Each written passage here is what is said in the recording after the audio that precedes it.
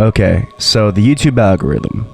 God bless it, but also God damn it, because it's cool. Apparently, I've been picked up in the YouTube algorithm according to some comments I've gotten on this recent video that's gotten a lot of views, a lot more views than my other videos. At least as far as this time goes. We'll see what happens.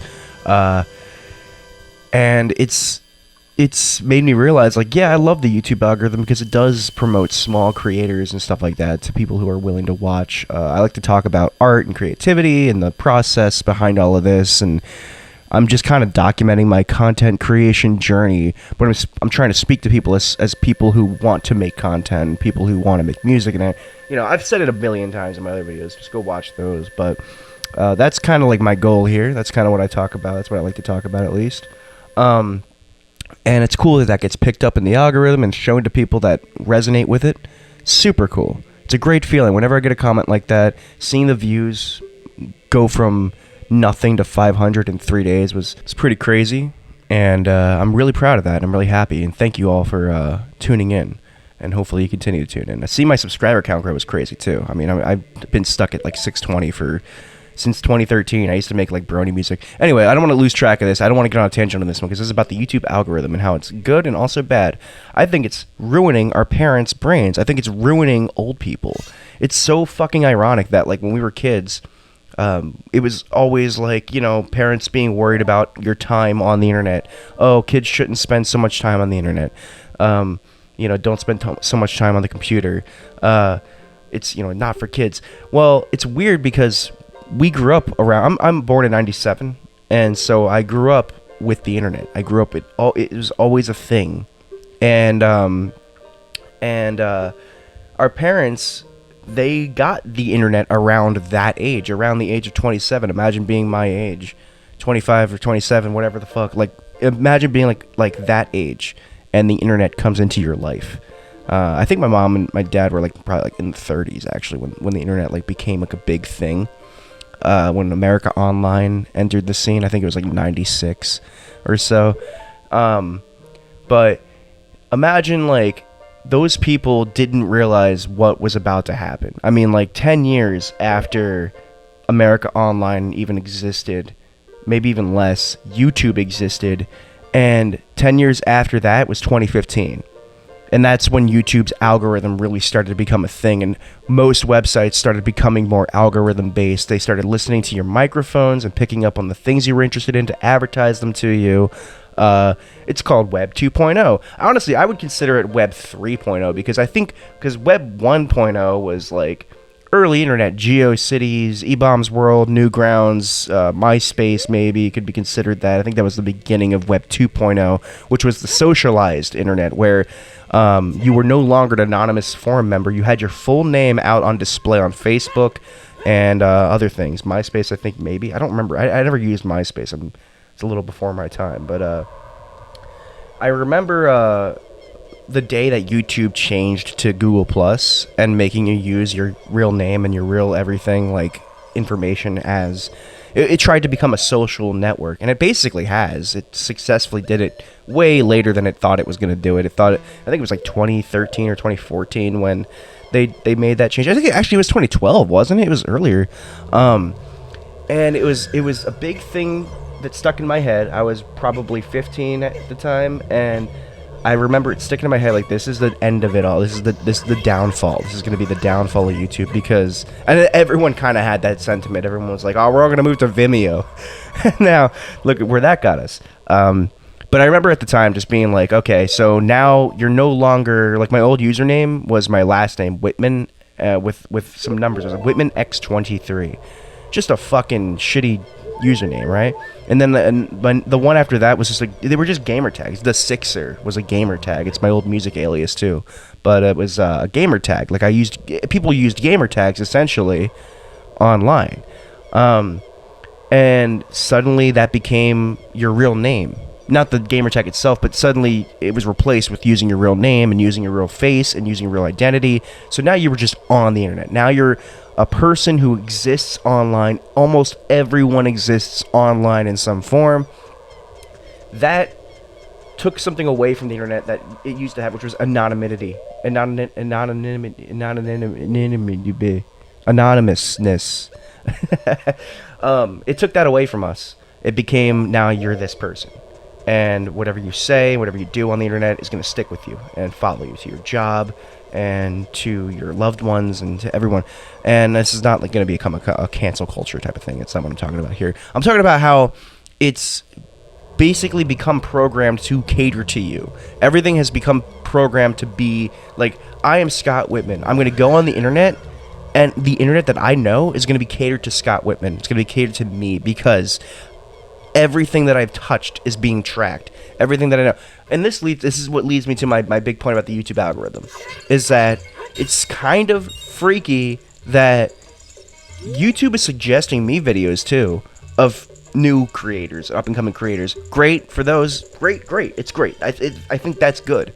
But it's weird because it like knows what I'm interested in without me having ever expressed interest in it. It's getting me newer interests, which again is a good thing. It's like a good theory on paper, but obviously it's a little creepy. I'm not the first person to say that. That's not an original thought. That's just, everyone knows, like, yeah, the algorithm's fucking creepy because it knows you.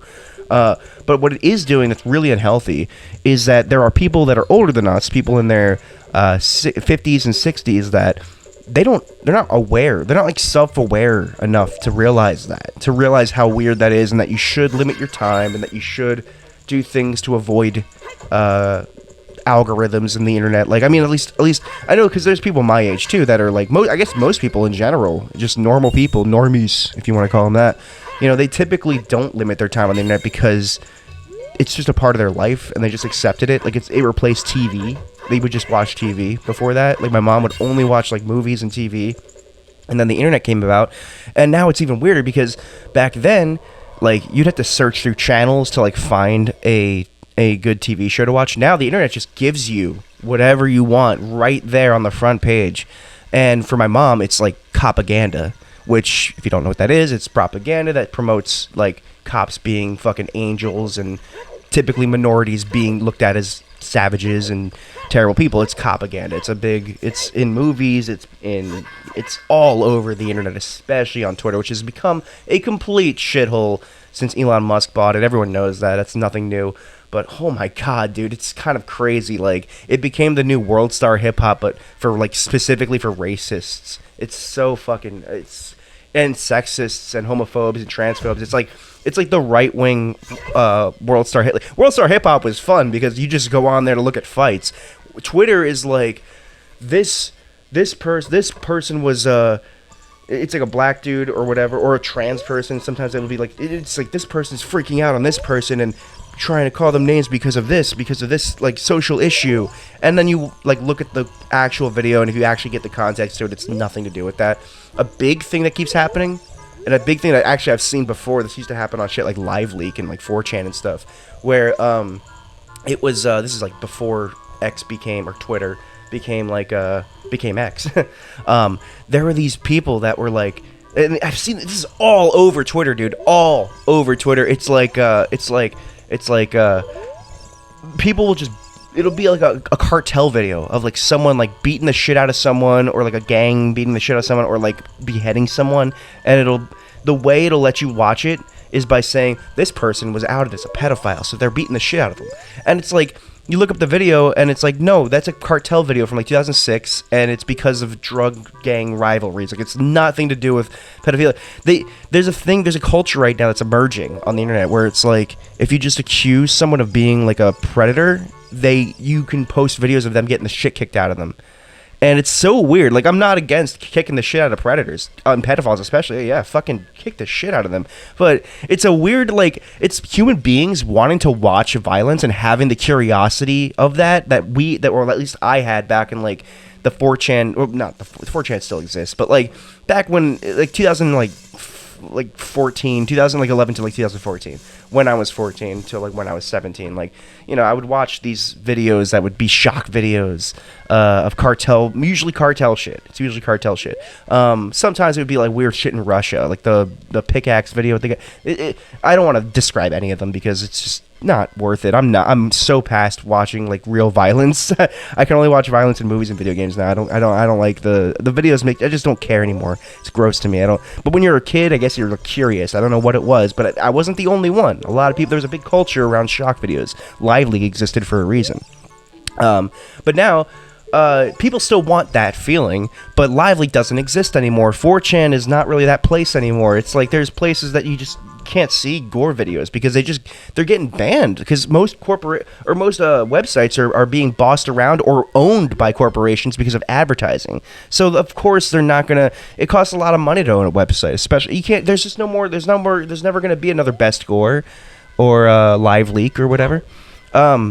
And I don't really care. I don't really want there to be one. I think that shit actually fucked me up a little bit as a kid. I've seen videos that I regret seeing. I've seen a lot of videos that I regret seeing that I really, really, really wish I hadn't seen.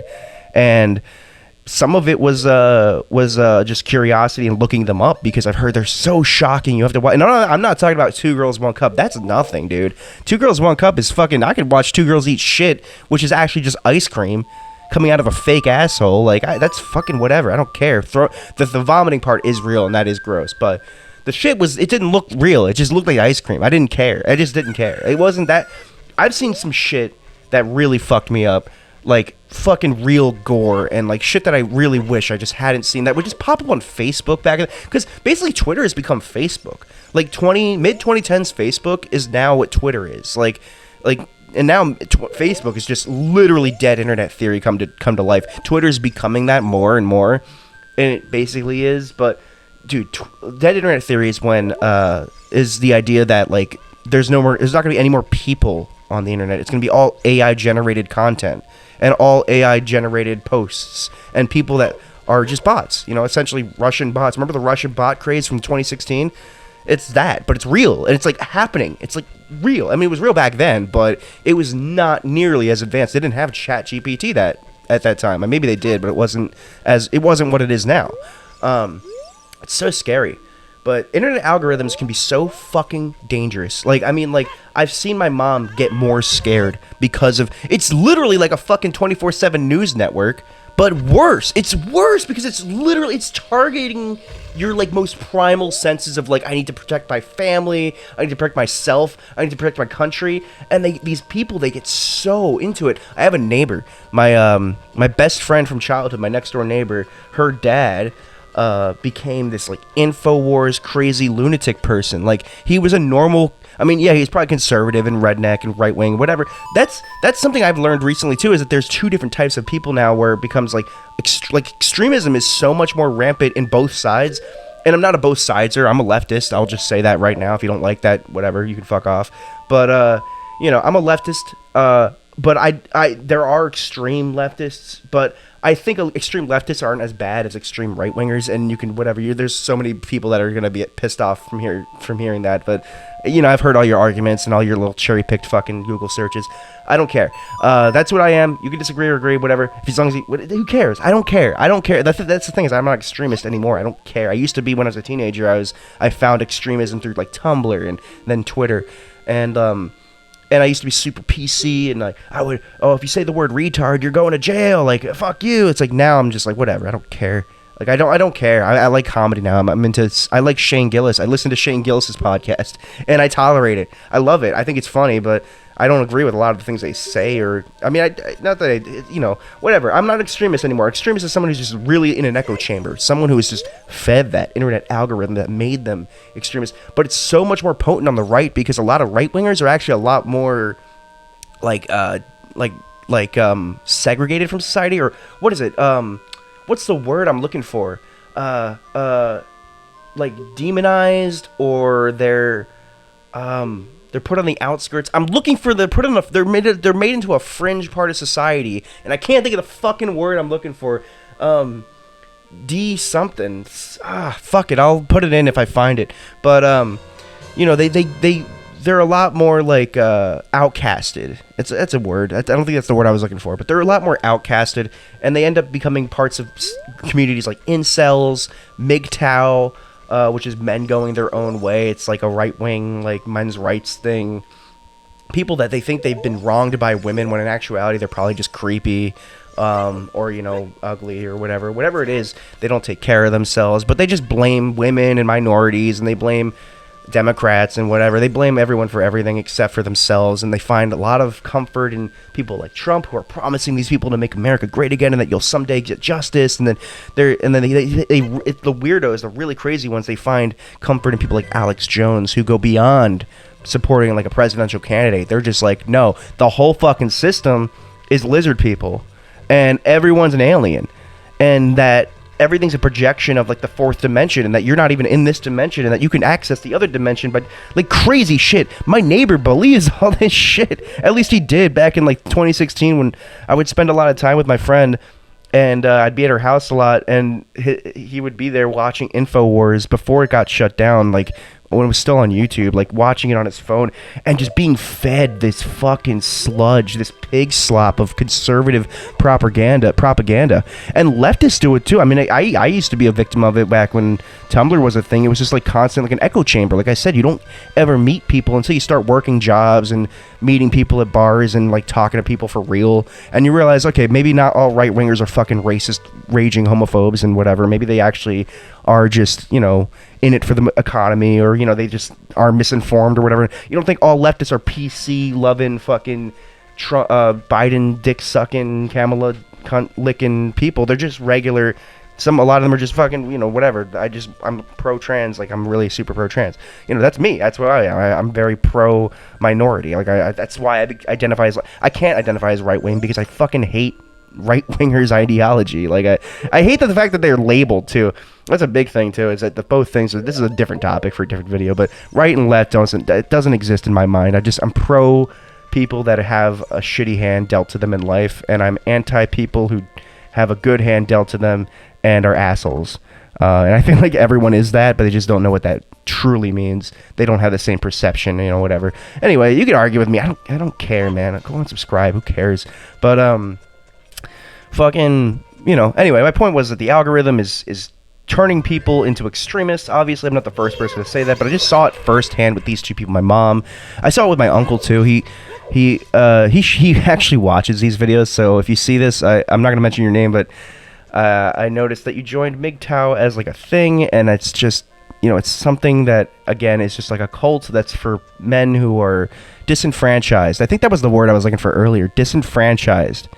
You know, you just feel like you've had it up to here with this country and the people and the way they treat you, and, you know, you can't blame yourself because you didn't do anything wrong. You don't feel like you did anything wrong, so you just join these groups that say, no, you did nothing wrong. It's actually minorities and women and gays and trans people, and that's who wronged you. And fat people, that's, for some reason, people really hate fat people. I don't get that. Who cares if someone's fat? I don't get the fucking hatred towards them. I don't. Like, I'm a little I'm not chubby, but, like, you know, my weight fluctuates, but I don't get the hatred, I guess. I think that's an insecurity that some people have. I knew one guy that was, I'm getting off topic here, but who cares? I'm gonna roll until we're at like 20 minutes.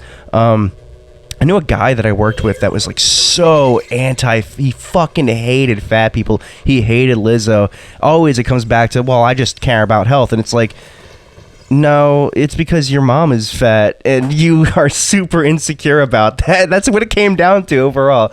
Such a fucking weird, that's a weird phobia to have, fat phobia. I really don't get. I'm not even fat. Like, I'm not even like a big guy. But it's like, that's just like a, like, when like other homophobia, I'm gay and I understand homophobia because it's like, you don't want a guy to like molest you or whatever. That's stupid, but it's understandable. Fat people, like, what do they do? I guess they take up more space. Is that what you're mad about? I don't know. Who cares? Anyway, let's end this video. I'm getting so off topic. Anyway, the point was, the algorithm bad, but good for me because I make views out of algorithm. Have a good day.